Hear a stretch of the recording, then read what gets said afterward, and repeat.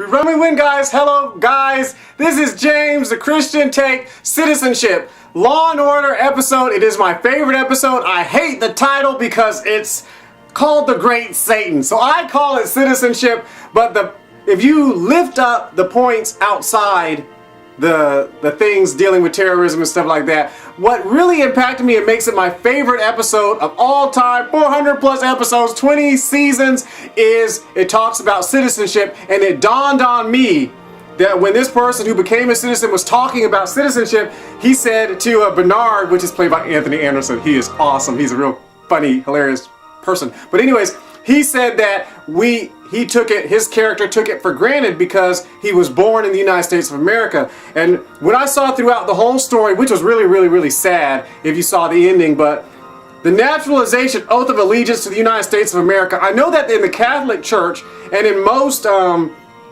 churches in America, at some point in time, someone formally joins the Catholic Church during confirmation.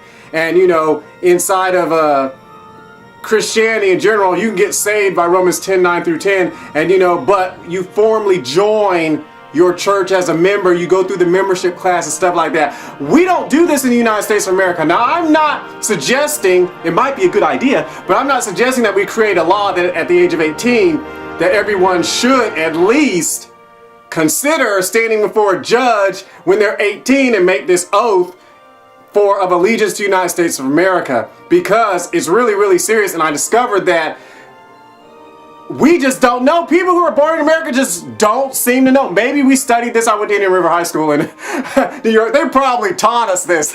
But were we paying attention? No, probably not. But the oath of naturalization to the United States of America, I'm going to read it. And for the holidays, I am going for 4th of July, there will be a link. When I do put it up, it will be a link. So if you want to say it with me and repeat after me, then you can do that. But this is what it says.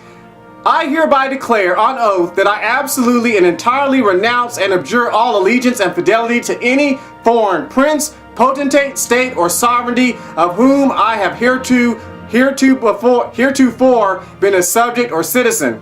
That I will support and defend the Constitution and laws of the United States of America against all enemies, foreign and domestic. That I will bear true faith and allegiance to the same. That I will bear arms on behalf of the United States when required by law. That I will perform non-combatant service in the armed forces of the United States when required by law. That I will perform work of national importance under civilian direction when required by law, and that I take this obligation freely without any mental reservation or purpose of evasion, so help me God.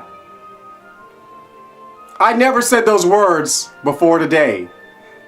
I'll throw in there real quick, purpose of evasion. That means you're not a true citizen if you come over here and you do this oath and your purpose is not to be a citizen of the United States of America. You are a liar if you do that.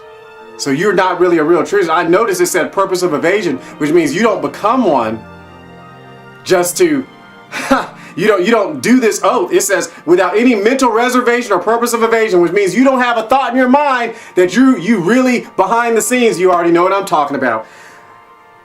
Christian take, render respect, render honor, render prayer. Mark 12:17. And Jesus answering saith to them, render to Caesar the things that are Caesar's, and to God the things that are God's. And they marveled at him. Jesus himself said that we're supposed to render to Caesar the things that are Caesar's, to God the things that are God. They were talking about money. Who should they be paying taxes? So yes, you should be paying taxes. Romans 13:7. Render therefore to all their dues, tribute to whom tribute is due, custom to whom custom, fear to whom fear, honor to whom honor. You're a citizen of a country, custom to whom custom, fear to whom fear, that's reverence, honor to whom honor. You don't have any right trash in the Congress, you don't have any right trash in the Supreme Court, you don't have any right trash in the President of the United States of America, you don't have any right trash in your governor, your any lieutenant governor, your attorney general of your state. That's not honoring. That's totally inappropriate. You're wrong. That's not appropriate. You don't have any business trashing. That's not how it works. That if you're a Christian, that's not how it works. The Bible does not give you the chance. The Bible did not give them a chance to have a little pity party, a pity soiree, as I put it, and trash Caesar. or Nero, even though Nero was burning Christians and stuff like that.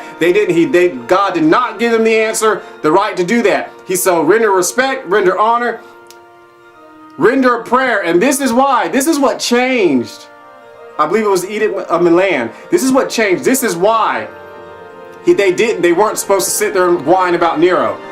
1 Timothy 2, 1 through 4. 1 Timothy 2, 1 through 4. I exhort therefore that first of all, supplications, prayers, intercessions, and giving of thanks be made for all men, for kings, for all that are in authority, that we may lead a quiet and peaceable life in all godliness and honesty. For this is good and acceptable in the sight of God our Savior, who will have all men to be saved and come unto the knowledge of the truth. Prayer. So we're supposed to be rendering respect, honor, and prayer. That's what we're supposed to be doing for the government. If we are a citizen of that government, if we are, that's what we're supposed to be. Well, we're supposed to pray for everybody, but citizen of the government of the United States of America, if we're a citizen, then we should be giving prayer, earnest, heartfelt prayer, and you got plenty of people to pray for. But there's almost like 500 people in Congress. I mean, how many people on the Supreme Court? How many people are inside the executive branch of the United States of America alone? Then we got 50 states, 50 governors, probably 50 lieutenant governors, if that's what they're called. 50 attorney generals. Then we got all these courts and stuff like that. Enough to do.